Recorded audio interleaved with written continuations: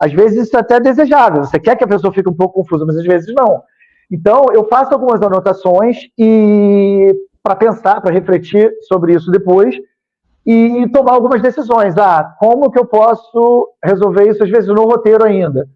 Como que eu posso resolver isso na hora de filmar? Porque tem coisas que ficam mais claras quando você coloca a imagem, né? Às vezes no texto do roteiro não está.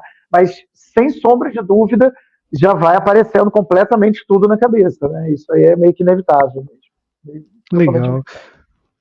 Marcelo, e agora, bom, tô pensando aqui, tem algum diretor, assim, algum do cinema, assim, em geral, que você se inspirou, talvez, no início de carreira, ou se inspira até hoje? Alguém que mexeu contigo, algum diretor, assim, que Tem você vários, né? Eu não saberia te dizer porque o cinema é tão vasto, né? É tão abrangente, tão plural, que muitas obras de muitos diretores mexeram muito comigo e eu acho que a gente acaba se influenciando por tudo, não só por filmes, né? A vida nos influencia, né? O dia a dia, uma coisa que você lê no jornal, uma experiência que você tem com o teu filho, com a tua filha, com a sua esposa, enfim, com a sua família, com seus amigos. A vida tem que inspirar, né, a gente. E o cinema é um recorte, é um retrato, é uma forma de contar uma história e que, de alguma maneira, está pensando numa identificação. Então, quando o filme é bom, eu me identifico, né? Inevitavelmente eu vou me identificar em algum lugar, porque tudo que é humano a gente se identifica. Então, assim, tem vários diretores, né? Assim, recentemente, por exemplo, eu fui assistir aquele filme do Paul Thomas Anderson, que está agora em cartaz agora, que é Uma Batalha Após a Outra, do Paul Thomas Anderson, e é um filmaço extremamente impactante. É óbvio que para uns vai ser mais impactante do que para outros, né? Mas esse tema, né, dessa beligerância toda que as pessoas estão, né, essa coisa, principalmente nos Estados Unidos, contra a imigração, essa coisa tão né, fascista mesmo, né, tão barra pesada, e o filme traz isso, traz essa discussão de uma maneira muito visceral. Então, assim, ele mexe muito comigo, né? Mas vários outros, Incêndios, do Denis Villeneuve, Sicário, do Denis Villeneuve, Spotlight, do Tom McCarthy, tem tanto filme bom, né? Tanto diretor, Spielberg, eu sempre acho um gênio absurdo, né? Kubrick, Hitchcock, nossa, gente, tem muita gente incrível, né? Que, querendo ou não querendo, acaba te influenciando, né? É sempre muito bom, muito gostoso nessa troca, né? Mesmo que passiva, né? Essa troca de você assistir e ser influenciado, né? Sempre muito bom. Então, e ainda mais o Paul Thomas Anderson, que é um diretor também que passeia por vários gêneros diferentes também. Isso, Muito bom. Marcelo, agora fala pra mim, assim, tem assim, por mais que você já passeou aí por vários gêneros diferentes, né, mas tem uma identidade sua, assim, nos filmes, assim, uma característica sua que fica nos filmes, assim, de acordo com a sua percepção? Olha,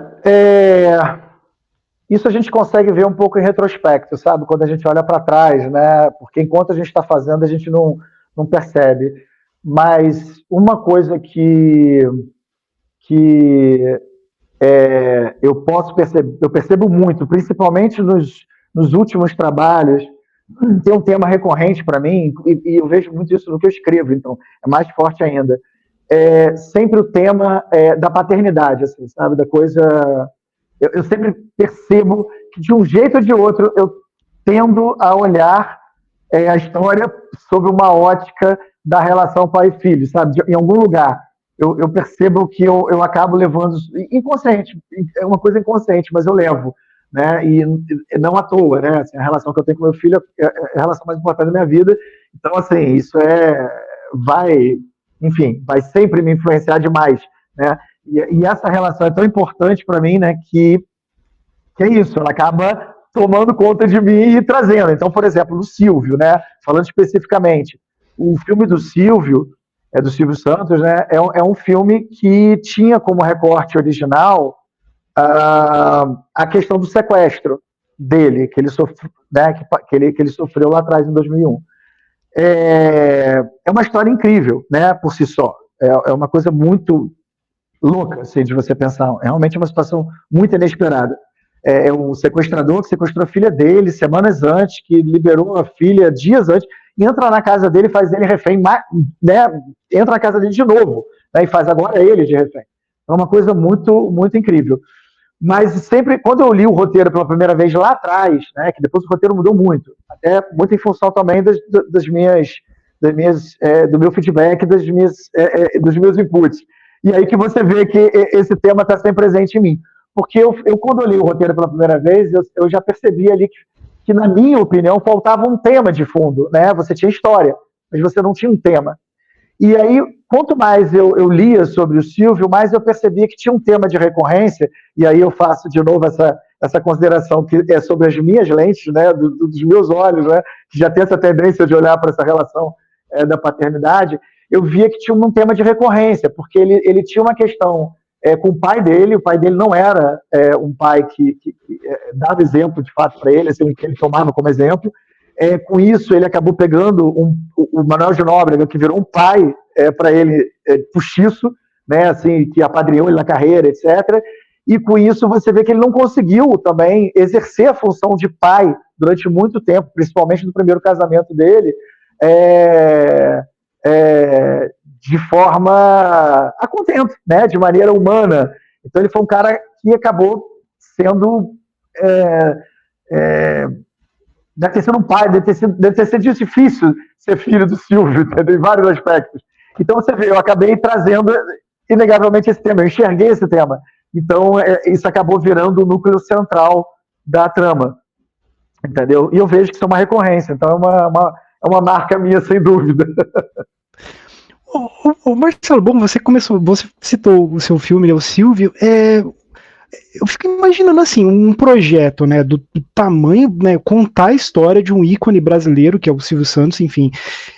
A princípio, assim, quando esse primeiro contato com essa história, assim, com essa ideia, não chegou a assustar um pouco? Não soou um pouco desafiador, assim, não sei.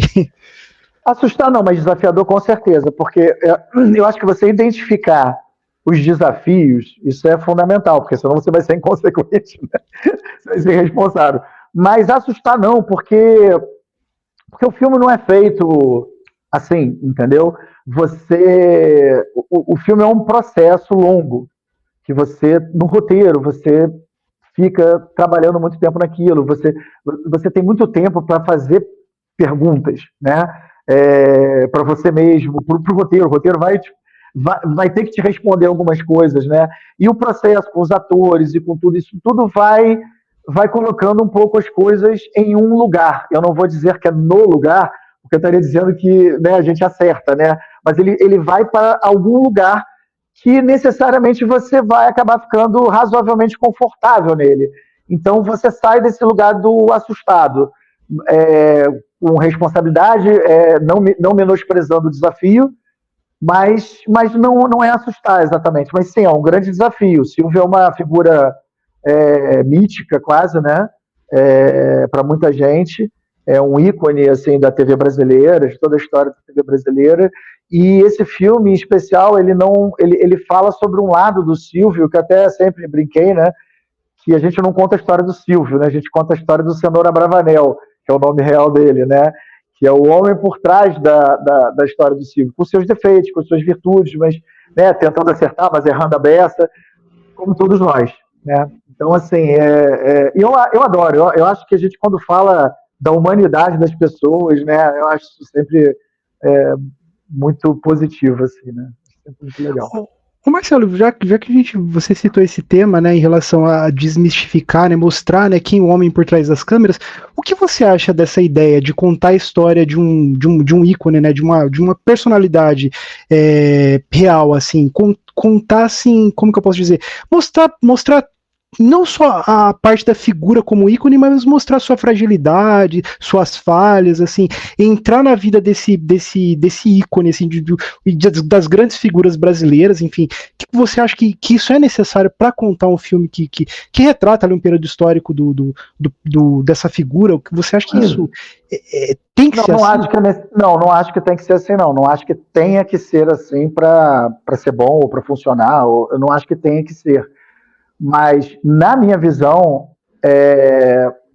eu, na verdade, só me interesso, o que me desperta realmente interesse é isso, é a humanidade, sabe? A humanidade com um pacote todo, né? Que não são só as virtudes, são os defeitos, são os acertos, são os erros, é a humanidade. É porque eu acho que o cinema, ele tem, lógico, a condição dele de entreter, de divertir e tudo, mas